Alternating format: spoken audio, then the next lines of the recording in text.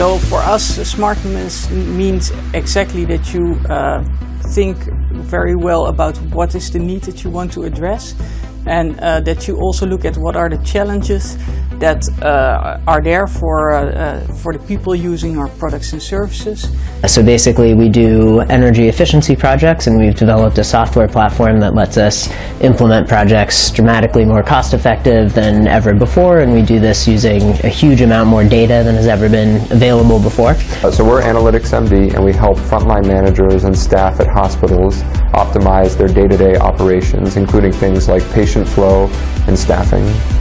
So we can analyze, like, based off of number of people inside a facility or a building, what the average, energy usage is per person, per cubicle, and map out the kind of devices. So, like, if we know how many people are coming into the building in the future, we can trend that energy usage.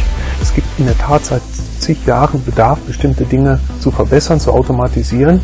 Und wir haben jetzt die Chancen, mit dem Fortschritt der Technologie tatsächlich dahin zu kommen, dass es auch bezahlbar wird. If you want to actually get at climate change, you have to figure out how to address buildings that are, in this smaller than 100,000 square foot range. So what we've been able to do is on the order of 10x more cost effective than traditional ESCOs, but what's awesome about that is not that we do things so wildly better in 500,000 square foot hospitals, although we do also, and that's great, but it's that we can get into buildings as small as 20,000 square feet. We can create something that's looking out for that practitioner, that's looking, that lets the practitioner focus on the here and now, taking care of that patient, while we think about what's going to happen tomorrow or the next day, and get that person and that department and that hospital ready for that. The idea behind what we want to do is put machines to work behind us. Like, make an artificial intelligence that helps humanity do these things that they're good at doing. So if every commercial and industrial building in the U.S. used Carbon Lighthouse's services, roughly $60 billion a year would be saved on energy costs. In an emergency room here on the West Coast, where we deployed some of our decision support tools, and we saw reductions in length of stay and other metrics that are central to good performance in an emergency room. Life could be made a lot more convenient if there wasn't, like, this conscious thought or effort applied to every single thing that you use. Like, for instance, if you walk into a building and it knows your preference of, like, thermostat setting, it knows how you like the lights, it might know that you're there and turn on things for you, turn things off quietly when you're gone. Almost none of what we're doing was possible 10 years ago. So we've relied a huge amount on the advancements of computers and computing power, and also cheap sensors.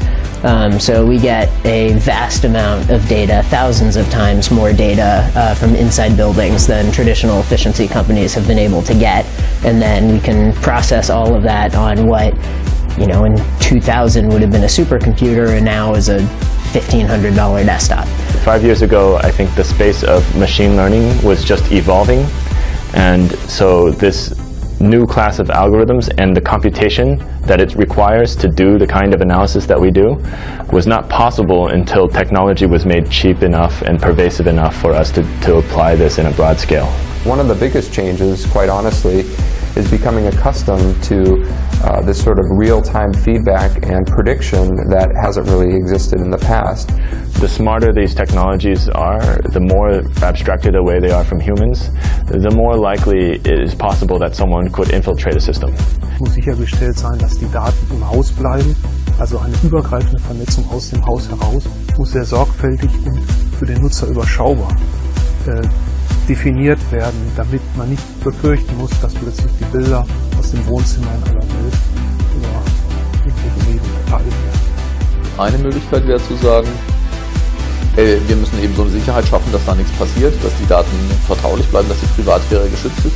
Ich glaube, das wird kaum gehen. Also tatsächlich glaube ich, dass es nicht gehen wird. Also glaube ich oder vermute ich, dass in den nächsten 100 Jahren unser Konzept von Privat und Öffentlichkeit komplett durcheinander geraten wird. Wir werden ganz neue Vorstellungen davon haben, was unser ist und was Welt ist. There is the potential for a trade-off in greater energy savings at a loss of privacy.